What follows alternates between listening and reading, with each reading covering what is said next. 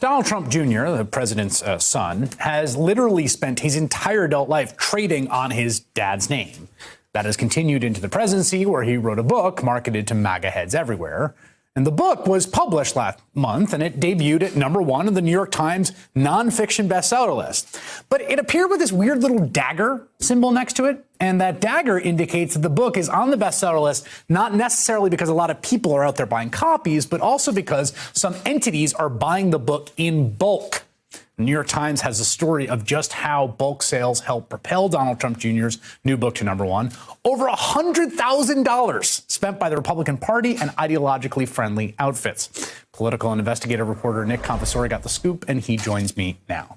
So, what's the story on bulk purchases and this book? The story is that we found at least 9 organizations, GOP party committees, candidates, conservative groups, who are either selling the book to donors or promoting stops on Trump's book tour. And either way, it adds up to a massive promotional effort for a first-time author who doesn't hold office and hasn't held office, and for all his talents is still best known as his father's son. Here's just the line item. The National Republican Congressional Committee spent $75,000 on the copies of the book.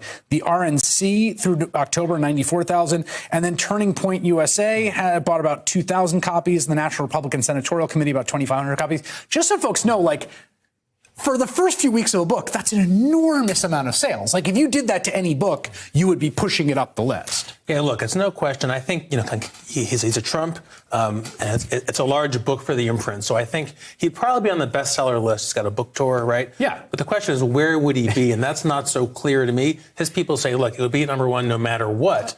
But the point is, look, I found 36 million emails sent out to people who are a part of these different groups promoting the book. Now, that is a lot of publicity. Political email, that's not that much, but it's a great thing for a first-time author. And you put pretty much any book in 36 million emails, it's going to have a pretty good chance. My favorite detail, which is in the lead of the article, is that the books are stockpiled at Talking Point USA in the office in boxes. I think we have the photo. And it's underneath a poster that says, if you read it there, it says capitalism, not cronyism. Yeah. So that picture was sent to me by a person who works there. And there was evidently some confusion in the office as to what the purpose of the book's for. I was later told by Turning Point they plan to hand out copies of the book to VIP ticket holders of their upcoming conference, where Donald Trump Jr. is a headliner and will be signing books. Now, I think this is hilarious just because it's the world's most famous legacy case, getting a bunch of help from Daddy. But it's also interesting because there's been a kind of cultural transformation among the Republican Party, Republican campaign operations, and ideologically affiliated groups, which is they are spending more and more money at Trump properties. And it's become almost, a thing that I think at one time you would see as like ripping off your own donors has become a kind of sort of habitual part of the culture that everyone just cuts in the Trumps when you're having a big fundraising event for a conservative cause or a Republican candidate. Absolutely. From the Trump Hotel in Washington to Trump Doral in Florida to any number of resorts. People who are special interests know if they have business before the administration, hold your event at a Trump property. If you're a foreign country, hold your National Independence Day celebration at a Trump property. Hold your annual holiday party at a Trump property. Everyone understands this is a helpful way to get ahead in Trump's Washington. We also were told, and I guess it's just worth reminding people this, that there was the big press conference that with a bunch of stacks of paper and his lawyer. It turned out later the paper was blank. It was a prop. That the president wasn't divesting from his businesses, but would sort of erect this kind of conceptual barrier between himself and his businesses. And his large adult sons would be the ones running the business while he just, took time away from them. But it's very clear to anyone who watches that the two are obviously intermingled in every possible way. It's hard to keep track, right? So Donald Jr., if he's attacking impeachment witnesses, says, I'm a private citizen.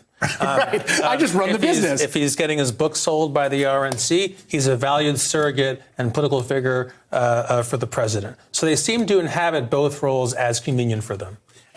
Do you think there is any pushback among donors on this arrangement? It seems to me like that's part of what's so interesting here. Most of the places where you're seeing this sort of what I would call kind of soft corruption, or not even soft corruption, just like pay-to-play corruption, is with donors' money. It is with the world of people that are having money raised from them in these circles who are fine with the president or his family getting a cut. I will say they're fine with it because almost everyone who's getting one of these books through one of these party committees actually clicked on an email saying, yes, I will give you money for a copy of this book. Right. So I don't think any donors are being harmed in the making of this book sale. And it's just a fact. I think there is demand for this book. I think donors do want it, and they enjoy what he brings to the table as a Trump surrogate, this whole idea of triggering. He ticks off the right people, and they love that. That is what conservatism is in 2019. Nick Confessori, thank you so much for joining us. Hey there, I'm Chris Hayes from MSNBC. Thanks for watching MSNBC on YouTube. If you want to keep up to date with the videos we're putting out, you can click subscribe just below me, or click over on this list to see lots of other great videos.